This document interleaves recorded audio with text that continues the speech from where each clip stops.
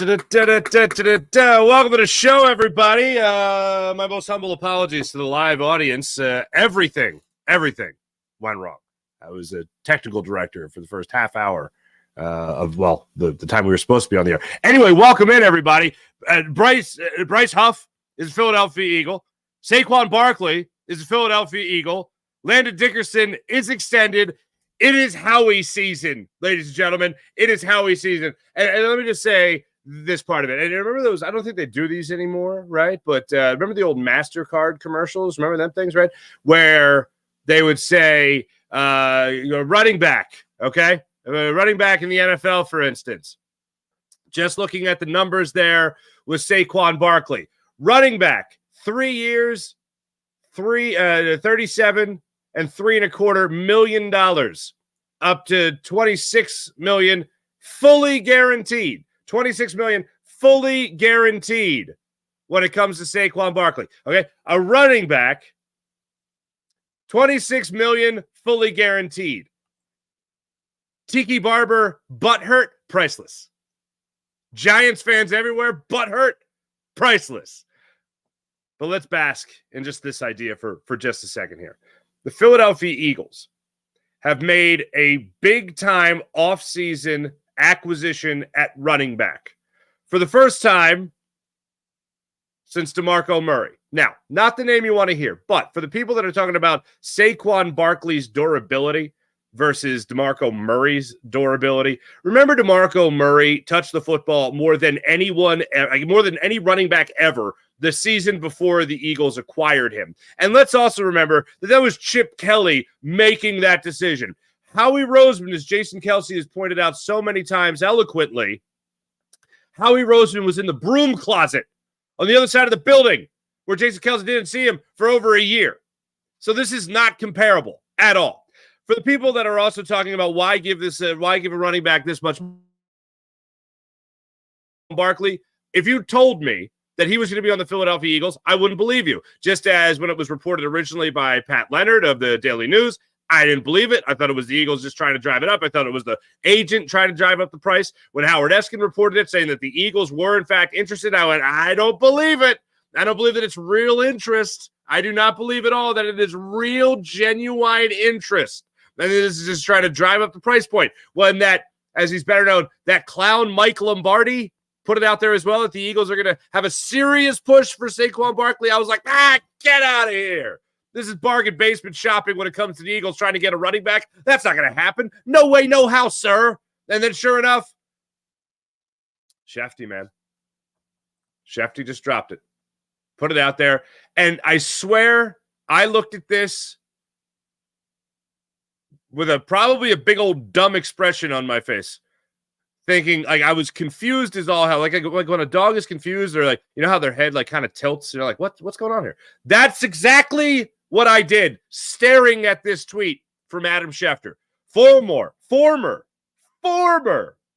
Giants running back SAQUON Barkley reached an agreement with the Philadelphia Eagles on a 3-year, $37.75 million contract that can be worth up to $46.75 million. And includes $26 million fully guaranteed per sources. Barkley now beats the franchise tag number, and it has a maximum average per year salary of $15.833 million, which would be second highest for running backs in the NFL. NFL history. That is absolutely remarkable. I love this deal. We are going to talk about the good, the bad, and the horrific of this deal, but I love this deal. I did not think, and you guys followed me, you guys listened to me and all that stuff, and I appreciate that. I was absolutely wrong. Owning it 1,000% when it comes to the Eagles having serious interest in SAQUON Barkley. I didn't think they were going to do it. Howie Roseman hasn't signed a running back like this ever. Think about this, okay? LaShawn McCoy is the closest thing, but he was already an Eagle, and then we all know how that ended. Thanks a lot, Chip Kelly.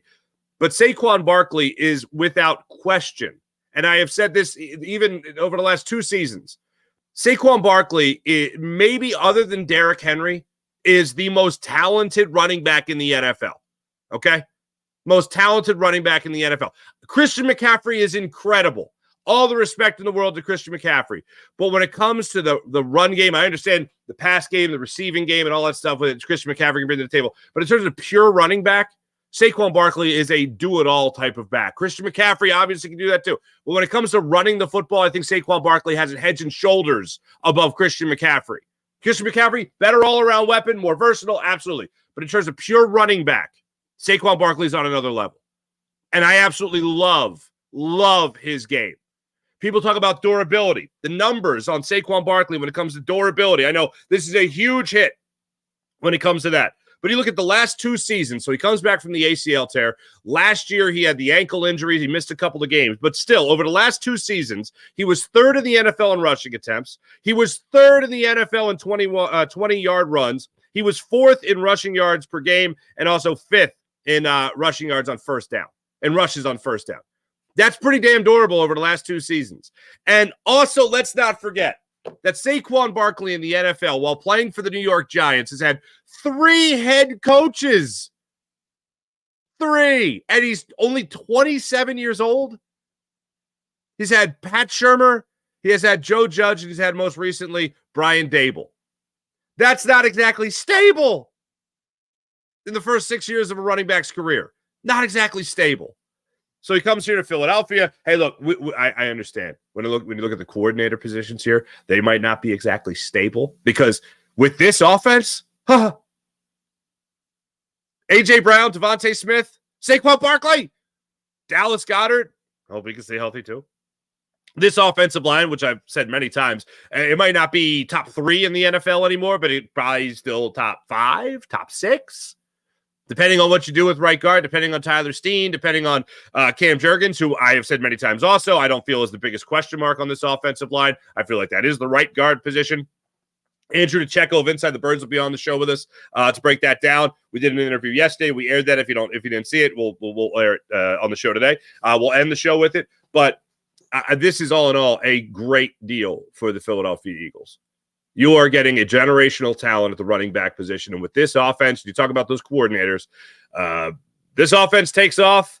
Kellen Moore is going to get those head coaching job interviews. I don't think Vic Fangio wants any part in being a head coach in the NFL anymore. I think he's quite happy just being a defensive coordinator, And the Eagles certainly helped his cause yesterday as well when it comes to Bryce Huff signing here in Philadelphia. This is a name that has been thrown out there many times over, and it probably means the end for either Josh Sweat or Hassan Reddick, possibly both. But Bryce Huff, what I find fascinating about this deal, 3 years, $51.1 million, according to Adam Schefter there. What I find fascinating about Bryce Huff is every bit of that dude that we love in Philadelphia. And I'm not saying the Jets fans didn't love him either, but I'm just put it like this. This guy has been knocked down time and time again. Look, there's a lot of ifs that would go into this, but if he was on that 2017 Super Bowl team, he would have been the first person Jason Kelce mentioned. All right? Nelson Aguilar can't get. Bryce Huff can't get after the quarterback. You know, that guy? Bryce Huff, great player in high school. All these guys were that played. Great player, right? Busted up his shoulder, came back from it, was great again. Didn't get big-time scholarship offers, right? Didn't get invited to the Senior Bowl. Got invited to the East-West game, okay? Didn't get invited to the Combine. Schedules his own pro day. Gets canceled because of COVID. Doesn't get drafted. And this guy keeps on coming. Keeps on coming. Sure enough, for last year, he's able to put together a career year, a 10-sack season. This guy has been an underdog. He has been doubted. He has faced adversity, and he has kept on coming. And now he's got a $51 million deal in his back pocket. The Eagles, now this is the Eagles are giving him quite the promotion. I talked yesterday about Brandon Graham only playing about 39% of the snaps. This guy played 41% of the snaps. I talked yesterday about Brandon Graham starting, I believe it was 1 game last year. This guy has not started a game. Bryce Huff, you look over his the numbers, and you're like, this is 51 million. We sure we want to give up on Josh Sweat? We sure we want to give up on Hassan Reddick? Because he was also used as a pass rush specialist in New York with the Jets. So now he's going to be asked, of course, to not just play on passing downs. He's going to be asked to step it up and be a full-time guy. Going to be very interesting to see how Vic Fangio uses him. There are more questions for me about Bryce Huff than there are for Saquon Barkley, and I think that should go without saying. But for some people, because they want to, as the Eagles have done in recent history, poo-pooed the running back position time and time again, good Lord. There are more questions for me about Bryce Huff than there are about Saquon Barkley. I know what I'm getting in terms of the talent of Saquon Barkley. He has done it many times over. The only question you have surrounding his position, because it's the running back position, is can he stay healthy? When it comes to Bryce Huff, is he worthy of the promotion? He's had one double-digit. This isn't some overall proven commodity with a stack of years to show you how great he's been. This is a guy that has tremendous work ethic. He's got that dog mentality that we always talk about. He has certainly been the underdog. He has had a great year with the New York Jets. Is this just the tip of the iceberg for him? Now, Hugh Douglas, of course, was not an undrafted player. The Jets, were pretty high on him. Rich Kotite was pretty high on him. He, didn't really break out on the scene until he really, as he puts it in his own Twitter bio, drafted by the Jets, flourished with the Eagles. Brandon Graham was a first-round pick. We know that it took some time for him to really catch on here in Philadelphia. He had to shed that bust label that he himself admitted that he had. And now you're bringing in Bryce Huff, a guy that is looking to just show you that last year was just that tip of the iceberg. It was only the beginning of him finally reaching his full potential. The beginning of him reaching his full potential. So the Eagles gave him a huge bonus, good God, a huge promotion here. Will he be worthy of it? Everywhere in life where you have that success, it's like, oh, great, do it again. Especially in the NFL, especially in professional sport. Oh, you were that good? Oh, you were this good in the minor leagues in baseball? All right, now you're in the big leagues. Do it again. Oh, you were that great with the Jets last year when they were only using you in your specialized position and using you on both sides of the line of scrimmage. You go back to the game the Eagles faced against him. He lined up against Jack Driscoll, beat him, and now, hold on, I said the same thing. Okay, it's Jack Driscoll. Of course he beat him. But Jack Driscoll held him, and he still made it to Jalen Hurts for a sack. Then they line him up on the other side of the line of scrimmage against Jordan Mailata. He beats Jordan Mailata to get after Jalen Hurts. Had a couple of QB pressures in that as well, in that game. It's really an amazing thing when you break it down and you look back on what he's been able to do, especially last year with a multitude of moves that he's been able to use. Now, number one, first and foremost, is just, as Mickey would say, greasy, fast speed. Eat lightning, crap thunder. Like, that is what he has done. That's how he has got to where he is in the NFL. That's where he's got to this deal. That's how the Eagles look at him and go, yeah, we could use that guy. But there are far more questions that I have for Bryce Huff as to whether or not he can do it again than I have for Saquon Barkley and the success I know he will have. Yes, if he stays healthy behind the Eagles' offensive line. Now, the other thing. Again, I gave you the durability numbers there from Saquon Barkley.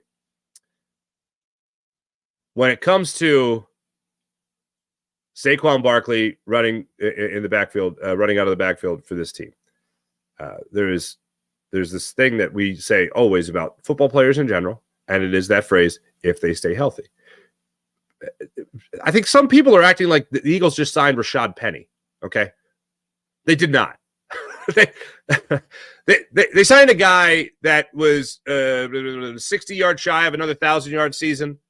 They signed a guy that could catch the ball out of the backfield 40 to 50 times for him, which in the Kellen Moore offense is going to be something that he'll probably utilize.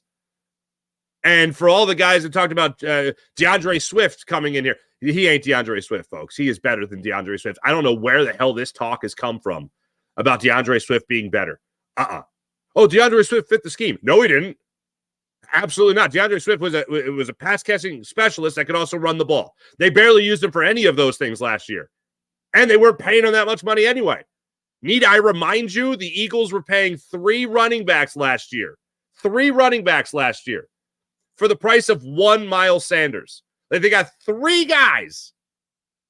They were paying them. They weren't really playing them. That was the problem. Paying them Yeah, that wasn't really happening. Playing him, not so much. Saquon Barkley, far better, far more talented, and is a far more impactful player than DeAndre Swift. And when they're paying this running back this amount of money, they're going to use him. Now, you could say very simply, well, they're also paying A.J. Brown. Well, yeah, they are. And did A.J. Brown get used last year? Oh, yeah, he got used last year. Saquon Barkley is going to get used this year, whether that's catching the ball or that's running the ball. His talent will be on full display in the city of Philadelphia, which, by the way, went to high school an hour, 20 minutes north of Philadelphia in Allentown. We all know went to Penn State. We all know played for the New York Giants, and now he's going to be here in Philadelphia. I did not think this was going to happen. And I'm going to credit you, the fan.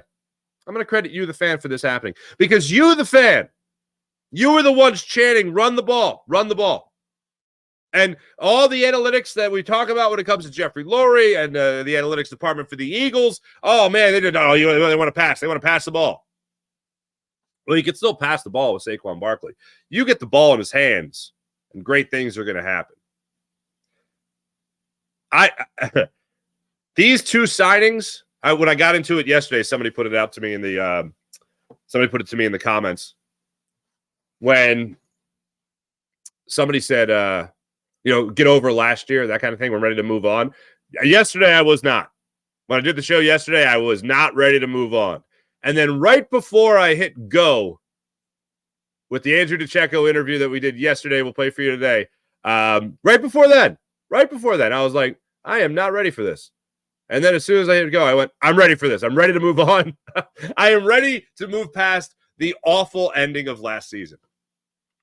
Knowing that I have Saquon Barkley to look forward to, here's the scene that played out in my mind when I started thinking about ways you're going to be using Saquon Barkley. I can't wait for the moment Saquon Barkley catches a ball on the flat from, now I'm being realistic here. I said catching, not running. Catches a ball on the flat from Jalen Hurts, and already 10 yards up the field, making crushing blocks, is Cam Jurgens. Yes, Jason Kelce-esque. And Saquon just follows that lead into the end zone for a 63-yard touchdown. That's the scenario that was playing out for me. And no, Devontae Smith is not blocking on the outside in this case. A.J. Brown and Dallas Goedert are blocking. That's the scenario that came over my head. It's like, that's going to be a beautiful sight. Because if there's anything, look, I think there's certain attributes got everybody to where they are in professional sports, like things they do great. All right. Whether it's a great release, but no accuracy, whatever it is, they ride that, quick release if you're a quarterback to the NFL. And then all of a sudden, they're not as accurate as they were in college, and they go by the wayside. But if there's anything I'm sure Cam Jurgens could do that is on not the level, but a similar level to Jason Kelce right out of the gate, it's be able to get downfield and make blocks. That's why they got him. That's why Jason Kelce was like, oh, yeah, this guy, yeah, he can get off the line of scrimmage. He can go on the field. He can make blocks. Now, the only questions I have is, can he detect the blitzes? Can he shift coverage? Can he help Jalen Hurts when it comes to shifting the blocking schemes to make sure they can pick up the blitz, unlike they were able to do against the Giants and the Buccaneers in the last two games we saw the Eagles play with Jason Kelce? Will Cam Jurgens be able to handle that well in shifting protection and all that? So those are the questions I do have. I want to see him do it. Physically, I know he can get upfield. I know he can get upfield and block. Now, to see him do that for Saquon Barkley, I'll be very excited. Be very excited when they break that out. Bryce Huff gets in the backfield, makes a couple of sacks. We'll all lose our minds. And we know, here's what I found really interesting. I went back and I watched some of Bryce Huff's highlights from last year just to get a little bit more of a feel for him. And one of the things that really jumped out to me was just something I didn't really, I guess, pay attention to with the Jets. They run a lot of wide nine. And I know some people might have horrible flashbacks to Jim Washburn. I know some people might have some horrible flashbacks to Jim Schwartz here in Philadelphia. But damn, man, if you're not going to blitz, at least have the mentality. And this is what I hated with Jonathan Gannon and even Sean Desai. If you're not going to dial up a lot of blitzes, and I think the percentage uptick in blitzes last year with this from Gannon to Desai was like 1%. At least that's what it was around the the 12-game mark going into last year or in last year. But Jonathan Gannon, Sean Desai, if you're not going to blitz, at least have your edge rushers in a position where, their hands are in the dirt. They're going to be going after the quarterback. And that's at least what you do in the wide nine. And having a guy like Bryce Huff, who is a perfect wide nine type of edge rusher, is great for his speed and his agility, his quickness. But at least have those guys in position where they are hunting the quarterback. Speed up that clock for the quarterback a little bit more. Let him know that when you see Bryce Huff, or if you see Josh Sweat or Hassan Reddick, personally, I think Hassan Reddick stays, and I think Josh Sweat gets traded. And then we kind of got into that yesterday. But knowing those two guys are going to be coming after you, yeah, that clock's going to be going if you're a quarterback. And that's only going to help Darius Slay. That's only going to help whatever safety comes in next. That's only going to help Keely Ringo. That's only going to help if the Eagles draft a corner in the first round of this upcoming draft. That's only going to help that entire process. It's only going to help your linebacking core. They brought in a special teamer yesterday. We'll get into that. Andrew DiCecco mentions that for us, so we'll get into that too. But all in all, what a way to start free agency for your Philadelphia Eagles yesterday. Please ignore me in this picture, but just look at I guess this is the right side of it. Yeah, I guess, on your screen there. That's Saquon Barkley's Instagram. Not me again, him. For the people on the podcast, I'm showing the thumbnail for the show on YouTube. Saquon Barkley did this on his Instagram where he's wearing the Giants jersey there on the sideline, and then bang, it switches over to the Eagle midnight green. It's a beautiful thing. It is a beautiful thing. And look, I'm excited to see if the Flyers make the playoffs. John Tortorella telling the referees he ain't bleeping leaving and not leaving, and being in Tampa and seeing some of his former players up there in the suite laugh at knowing that their former head coach of the Tampa Bay Lightning, who beat Keith Primo's Philadelphia Flyers back in the day in the Eastern Conference Finals, seeing them laugh at it, that was enjoyable. I do enjoy hockey. I love the Flyers. I do enjoy the sport. I'm excited to see them make the playoffs. I'm excited to see if Joel Embiid comes back. Tyrese Maxey's supposed to be back in the last time. I want to see how all that plays out. I think I know the ending, but I'm still going to watch. I can't wait for the opening day. What do we got here? 3 weeks, 2 weeks? Opening day against the Braves? I'm thrilled for it. My Philadelphia Wings. Love them too. But damn it, I can't wait for the Eagles to start their season now. And this is just the beginning. When we do talk to Andrew DiCecco, he does get into Devontae Smith, what this means for him. Obviously, what this will mean for Josh Sweat and Hassan Reddick. But all in all, I'm just very excited. I'm going to get to the chat check now before we do anything else. But first, let me tell you about the great people of the Game Time app. Hey, you want to go watch the Eagles? Game Time app for the upcoming season. Use promo code Farzy on the Game Time app when you create an account. When you download the app, create an account, use promo code Farzy, get $20 off your first purchase on the Game Time app. So, ladies and gentlemen, you want to go to the game, you want to go to the concert, you want to go to the big event, whatever the case may be, download the Game Time app, create an account, use promo code Farzy, get $20 off your first purchase on the Game Time app. That's right. Also, all-in pricing, so you get no surprises at the end there. Oh, $50 in service fees. What? No. It's all, you see it. It's all right there. No surprises. But how about this? If you find tickets in the same section and row for less money on another site, on another app, Game Time app will get you back 110% of the difference. How about that, baby? Not too shabby. Plus, last-minute ticket deals, flash ticket deals, even ticket deals for an hour after the event starts. So you might miss the opening act. You might miss the middle act. You'll still see the headliner. That mega huge Kajunga savings on the Game Time app. Download the Game Time app to your phone. Use promo code Farzy. Get $20 off your first purchase. How about the amazing people at MyBookie? MyBookie.ag. Take advantage of all they have to offer at MyBookie.ag. Want to bet on the action? MyBookie.ag. Bet on the world of basketball, baseball, whatever the case may be, hockey. You can bet on the world of politics. You can bet on the world of television. Did you bet John Cena was going to walk out naked at the Oscars? That's what I heard. I didn't see him. I just saw an envelope. You know what I'm saying? Anyway, you bet on it all at MyBookie, MyBookie.ag. Download the app. Use promo code Farzy for MyBookie and get up to $1,000 redeemable cash bonus at MyBookie, MyBookie.ag. How about PHL Sports Nation, Philadelphia Sports Nation, enhancing your Philadelphia sports fan experience across all social media and blogs That's phlsportsnation.com.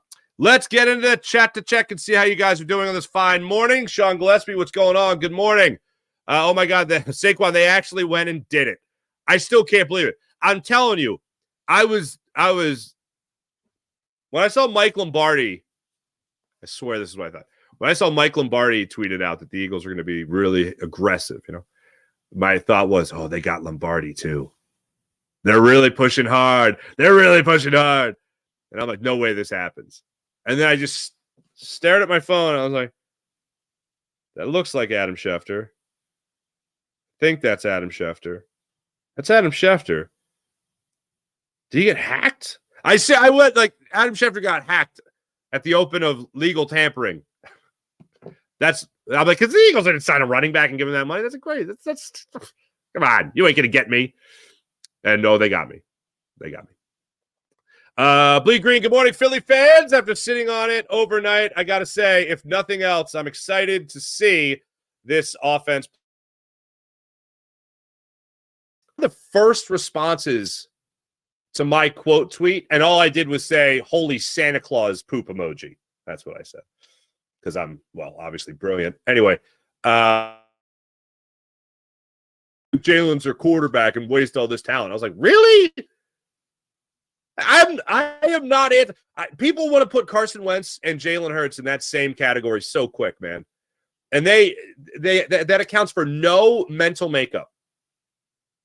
No mental makeup. The reason I was like, hell yeah, to Jalen Hurts after year one, not year two as a starter, where he was an MVP candidate, I still said, yeah, prove you're the guy. But I got confidence that he's going to prove the guy because he's on mental steroids, people. But people were like, oh, this is good. He's going to waste it. I'm like, really? I don't feel that way at all. I feel fan-flippin-tastic. Fantastic about it. So, yeah. Let's see what else we got here. What's going on, everybody? That's me saying many issues this morning. My apologies. Dev, what's going on? Nice to see you. Morning, Farzi. Happy we got Barkley. I think it came down to the total package. A running back that can block. You can also block. I think they land CJ GJ next. Curious about Reddick and Sweat moving. I think Sweat gets traded. I think Reddick gets restructured. And I think CJ GJ is going to be about that right price for your Philadelphia Eagles. Mike is right. Hard to argue. What a nice day that was yesterday that Howie went to work and brought in, I think you're supposed to say, or what you meant, brought in what could be a grand slam once all put together, but let's see how it works out first before we get it in our heart. There's no let's see here, Mike. There's no let's see. IBH, what's going on? Blue 26 jerseys, aflame. I do love any video of someone burning an old jersey.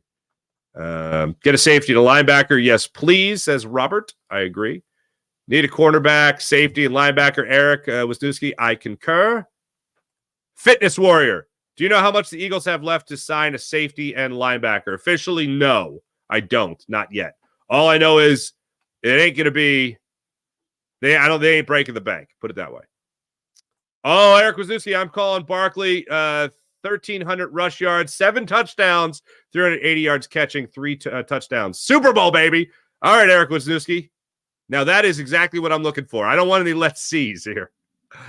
Scary move. This offense has more elite talent. Oh, boy. Defense won't cost them too much. Yep, I agree. Says Danquan Barkley. Very nice. With Swift going to the Bears, Howie had to go for Saquon. Yeah, especially if they get Marvin Harrison Jr. Go! Swiss cheese offensive line with the Giants, absolutely.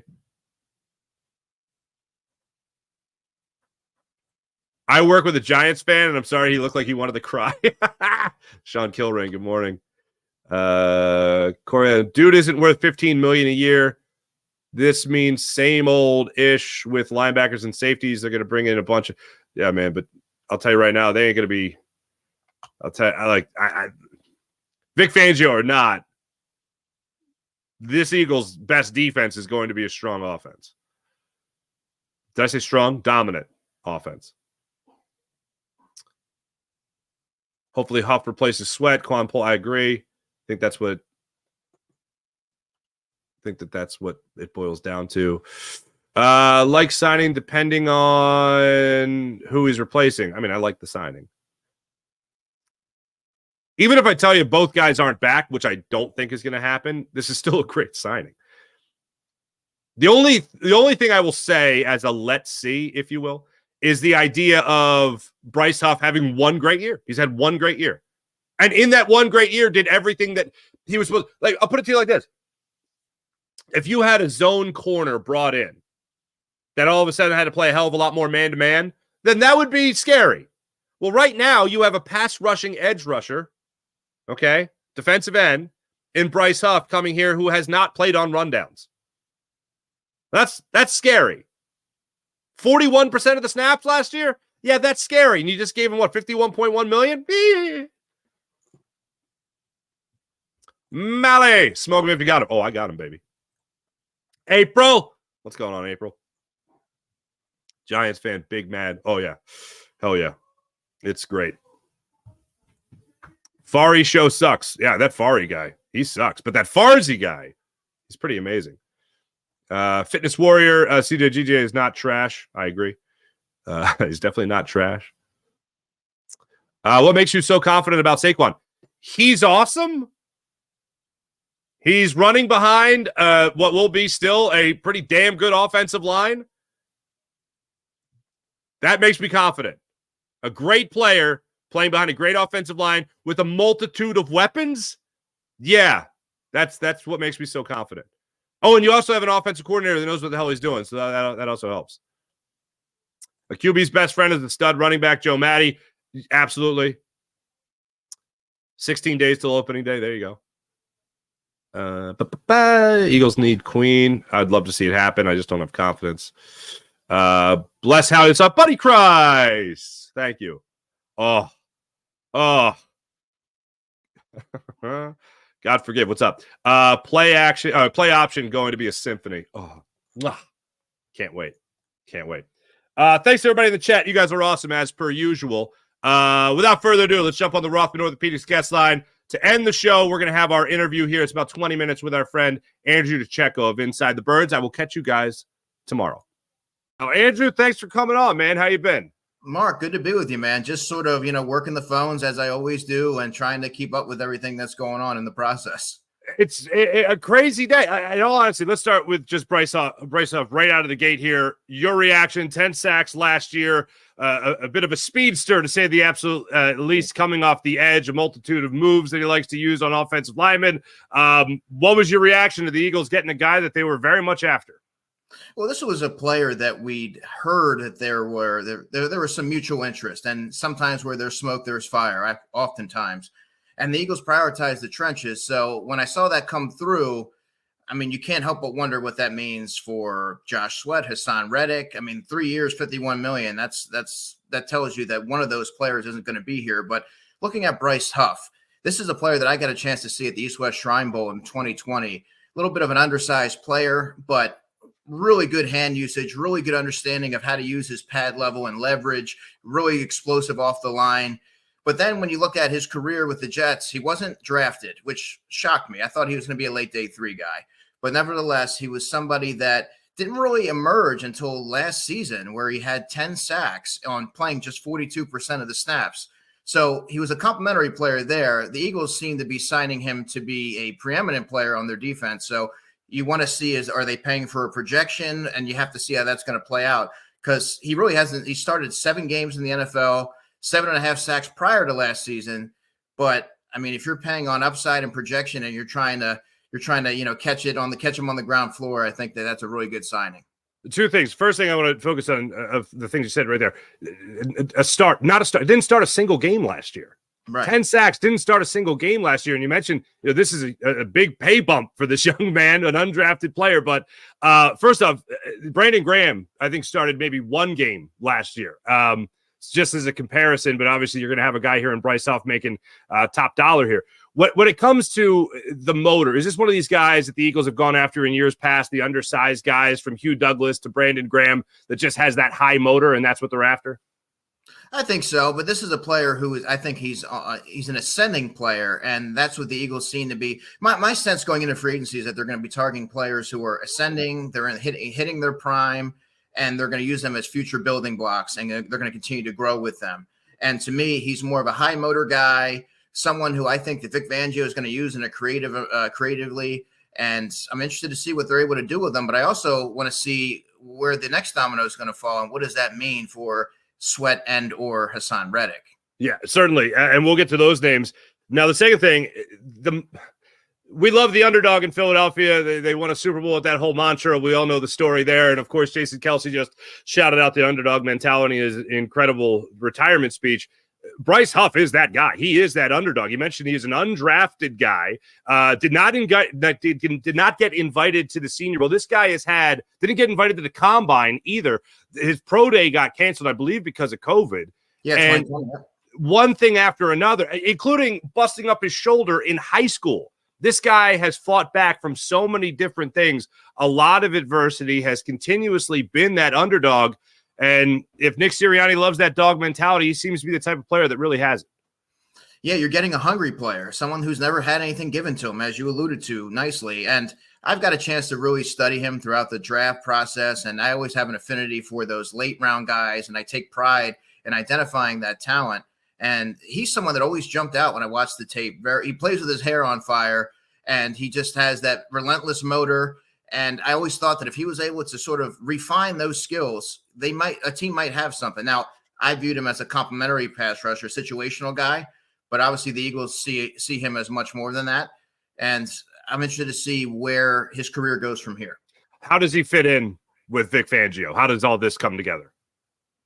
Well, I think that you got your starting edge rusher there, and now I just don't know who that's going to displace. But he's going to be someone that he leans on heavily. Vic Fangio doesn't lean on the blitz much, so he's going to kind of he's going to be creative in how he uses them and disrupts the run and things like that. Now, I said the run.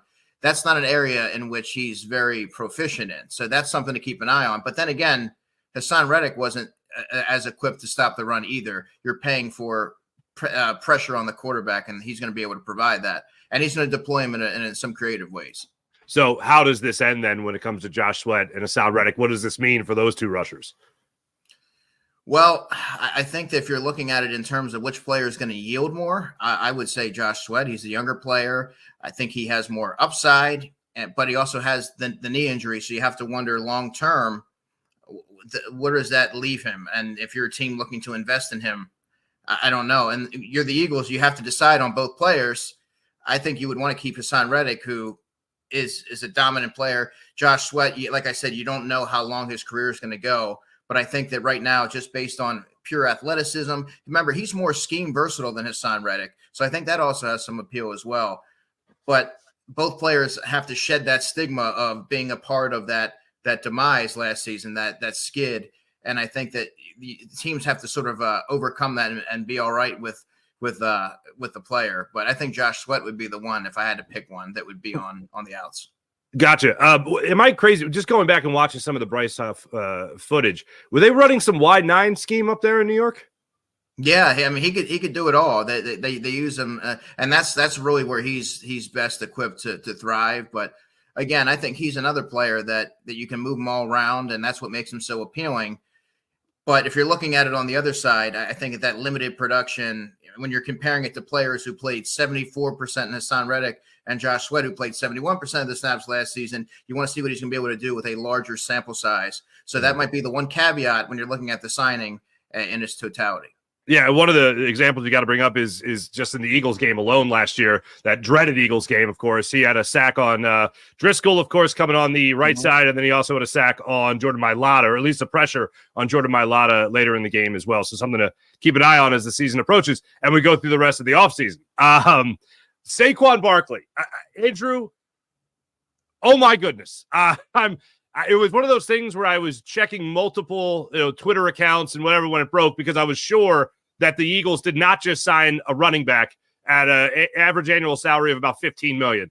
And sure enough, here we are. Look, the Bryce Huff does not shock me. The Eagles were rumored to be interested in him. The Saquon Barkley stuff does shock me despite the rumors, because I thought they were just strictly trying to drive up the price for the Cowboys or even the Giants for a return there or anybody else. Were you shocked despite the noise leading into the Saquon Barkley acquisition? When I saw the numbers, I kind of had your reaction. I wanted to make sure that it was a legitimate account and I wasn't getting got, around right. the year.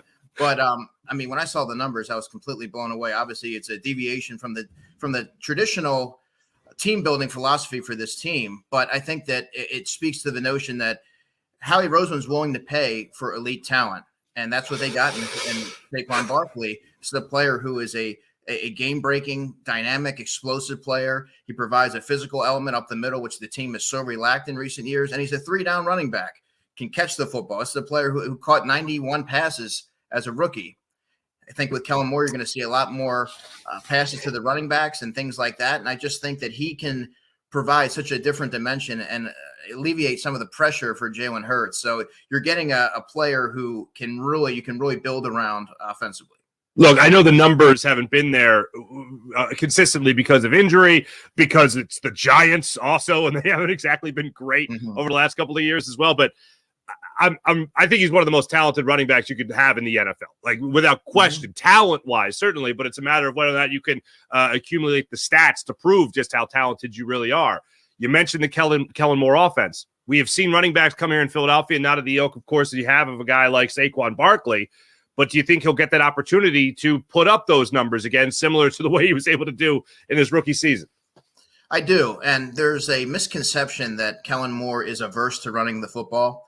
But I would point folks to the Dallas Cowboys and look at some of the seasons, particularly the 2020 and 2021 season, where Ezekiel Elliott was where he ranked in terms of carries and of that season. And I think that tells you that if everything's running as it's supposed to, you're going to see a cohesive offense that's going to lean on their players such as Saquon Barkley now, AJ Brown. They're going to facilitate the ball and put the players in the best position to be successful. And I like what he also did with Tony Pollard, throwing him the football, which is what another element that I think you're going to see here, a new wrinkle. But they're going to give him the football. You don't pay a player that kind of money to be a decoy, right? He's going to be a focal point of the offense, and there's going to be some times where he's going to be able to take a game over. And I think that when you look at what the Eagles did last year with DeAndre Swift in minimizing the wear and tear, they did a really good job at doing that. Now, you can argue how they manufactured the touches. I think that he should have been more involved in the passing game. But Saquon Barkley is going to, if they use him right and they use him in a rotation, this is a really explosive player that's going to take a lot of people by surprise, just given, he's coming from New York where they didn't have a good offensive line. They weren't able to really generate any consistency. But in Philadelphia with Jeff Stoutland, the run game coordinator, it's going to be lights out. Yeah, I certainly hope so. And I'm trying to be objective as possible. I'm excited to have this immensely talented player. I understand it's a good chunk of change here for Saquon Barkley. And I'm trying to, take the Philadelphia Eagles out of it and just say, if this guy signed for this money elsewhere, would I just be laughing that they dedicated that much money to a running back? And we know, right. Okay. All right. So I'm not alone in that. So is this all in all? I understand if I'm telling you yesterday, Saquon Barkley is going to be on the Eagles in the upcoming season. Are you excited, or are you saying how much money? I say, what's the price point look like? What's the price tag? Because I knew that knowing what he was probably going to command, I didn't think that, and I'm not alone in this. A lot of folks didn't envision how he'd been able to dole out significant, exorbitant, chunk of change to bring a running back in. I thought that safety, which I still view as the top priority on this football team, as being the focal point, and they still haven't signed a safety, and they instead went with a running back. Pass rusher, I'm not surprised about. But yeah, but that, like I said, that speaks to how the Eagles view Saquon as an elite talent, and they already have plans on how to use him properly. So yeah, we'll have to see how it goes, but I think you're going to see him used a lot more cohesively in the flow of in the offense, as opposed to DeAndre Swift, where they kind of bumbled their way through the season and how they used him. I didn't think that they maximized his skill set. I 100% agree, and I think most of the Philadelphia Eagle fan base would agree with that as well. When it comes to the offensive line, we know about Jason Kelce, of course. Cam Jurgens taking over the center spot. Tyler Steen, most likely the starting right guard. I assume you would say that's pretty much a shoo-in right now, depending on what happens in the upcoming draft? Yeah, I mean, look, I was looking at free agency, and John Runyon Jr. was a player that going into it, I wrote about him this morning, that I thought that he made a lot of sense. Now, I saw John Runyon Sr. at the combine, and I said, "Is your son getting ready for for free agency?" And he smiled. He goes, "We got Drew," as in Drew Rosenhaus. So I said, "Oh, okay." That's he's going to price himself right out of the Eagles market, but. Yeah, I think that they do need to add some competition there at right guard. I don't know that you can go into the season and putting all your eggs in the Tyler Steen basket, much like what they did last season with the Kobe Dean for a vastly unproven player. They put him in against Dallas and they tapped him on the shoulder. They said, "All right, Tyler, we're going to go back to Sua." So you want to see how he comes back from the offseason, but you also want to have a contingency plan. I think you need to go through the draft and get a player in there. I would expect them to address it probably in the earlier rounds to compete. And who knows? Landon Dickerson, they could view him as a center for all we know. He can do both. And so it's you want to have as many talented players there. Remember, they may lose Sua Opeta and Jack Driscoll through free agency, so they're going to have to add bodies there anyway. But I think you're going to see a competition there at right guard. They're certainly not going to just hand the baton over to Tyler Steen. Who is, I would assume then, of the question marks on that offensive line, Tyler Steen would be the bigger question mark as opposed to Cam Jurgens taking over the center spot. Oh, yeah. I'm pretty confident in Cam. I thought he did some really good things, particularly down the stretch last season. Now, playing center, we haven't really seen a whole lot of that at the pro level. So there's a lot of questions that need to be answered as we move forward here. But I think that what you've seen, he's a technician. Kelsey vouched for him. He's been in the system for a couple of years. He's worked with Stoutland. I think he deserves the benefit of the doubt that he's going to kind of take over, and I don't want to say not miss a beat because Jason Kelsey was the heartbeat of that offensive line for so many seasons, but I think he's going to be just fine. Now, officially, we're still in the tampering area here for the Eagles. Right. So it looks like the Eagles are going to pay a running back a lot of money. So what's next? They paying a linebacker next? What happens next with this Philadelphia Eagles team in free agency? Well, this is like opposite. This is like opposite day, like in Seinfeld. Yeah. So you would think that Patrick Queen's going to be next, right? Right. Yeah. That Summer of Howie. Just do the opposite. Summer of Howie. Anyway, yeah, that would be the most shocking. But I think that they really need to address safety. And going into this, back in February, I even identified Cam Curl from the Commanders as an ideal fit from a price point, from a scheme, from a schematic fit. He's been, somebody put it to me that he's the ultimate, QB of the defense back there, and they said he's smart as hell. So that's the way that it was put to me, and you see it on tape. Really good story of development from a 7th-round pick. One of the more underrated defensive backs in the NFL. Hasn't gotten the love that he deserves, and I think that he's probably the best equipped to step in here and execute what Vic Fangio is going to look to do defensively. And I also think that they have to add another safety because they only have Reed Blankenship and Sidney Brown's coming off an ACL, and they only have a couple future signings and Tristan McCollum and Mekhi Garner. So Jordan Fuller from the Rams would be a bargain signing that you could probably bring in there. Now, he's not overly athletic, but he actually is the player who wore the green dot in his second season in the NFL. He's tough, he's physical, and he's a good leader. So if you can kind of get two players, one on the higher end and one on the mid-range, I think that you're doing well for yourself.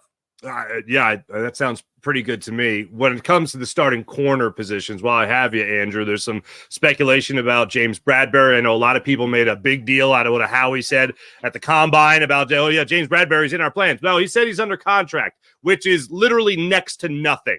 He said next to nothing about James Bradberry. So when it comes to James Bradberry, are you in the school that he's here next year or the Eagles are going to move on from him?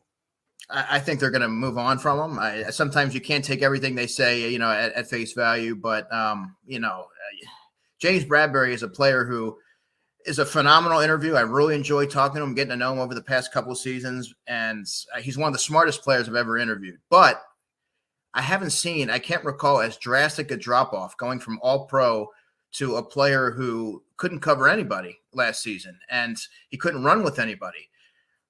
I have a hard time envisioning him back here. Now, the question becomes who takes his spot then? I thought Keely Ringo did some good things, but he's still an unproven player. I thought Eli Ricks did some good things. I got to know him a lot last year with my rookie diary, but he's still an unproven player. So I think that they're going to have to address it through the draft. There's not a whole lot of enticing free agent options. Christian Fulton from formerly of the Tennessee Titans, is a guy you might want to look at. Kenny Moore from a nickel corner perspective is somebody they may want to look at because they need help there. But I don't see James Bradberry coming back. You're not just going to bounce back once you reach the 30-year-old range, and you're not going to be able to help your short area quickness or your long speed. You're not going to be able to refine that. So I think that he's kind of shot, for lack of a better term. Gotcha. Yeah, as far as that goes. Last thing I have for you here, Andrew, and it's a question that a lot of people are knocking around right now because they're worried about the money. I know I always tell people don't worry about the money. You don't know who's going to get restructured. You don't know how he's going to do as far as moving money around here. But when it comes to DeVonta Smith, big deal for a running back. You have big money under on A.J. Brown as well. Jalen Hurts, of course, has gotten paid. What does this mean for DeVonta Smith and his future as a Philadelphia Eagle? Well, I don't think DeVonta is going anywhere. I think he's going to be. They're going to lock him in, but he's a first-round pick, so you have a little bit more. You have a little bit more time with him, and I think they're going to work with him. I'm pretty sure that the two sides have been communicating. He's somebody that's going to be a piece of the Eagles' offense for the foreseeable future. And it may just be like, hey, your money's coming. Just kind of be patient with us. We got to try to build up the rest of the roster and make it ready for contention again. But I wouldn't worry about DeVonta Smith. That'll get taken care of. I would think so. I'm with you there. Everyone, you better be following Andrew DiCecco when it comes to draft breakdowns, Birds breakdowns in general, all on Inside the Birds Network, or as I like to call it with our friend Jeff Mosher, the Inside the Birds Empire. Make sure you guys are following all that. And one last thing, hey, tell that Moshe, I don't need that headline that he put on your story there yesterday. Of I don't even want to say the full name, but Michael Jordan was once on a team that had this name, but I'm not saying it. Let me tell you this. So let me tell you this: the Eagles signed linebacker Zach Bond, formerly of the Saints, while we were speaking. So, oh my goodness, look at you breaking the news to me just like that. Okay, so thumbs up, thumbs down on that acquisition. I like Zach Bond, but I have to look into it a little bit more. I have to watch the tape from last season and see how what he showed on the film. But I think he's a big-bodied guy. I remember scouting him through the draft, and I liked him quite a bit. But I have to see how it translated through his pro years. Gotcha. Andrew DiCecco, thank you so much. Once again, make sure you guys are following Andrew DiCecco right there at Andrew DiCecco on social media, Twitter as well right there, and Inside the Birds, InsideTheBirds.com. Andrew, thanks so much, brother. Appreciate it, man. Anytime.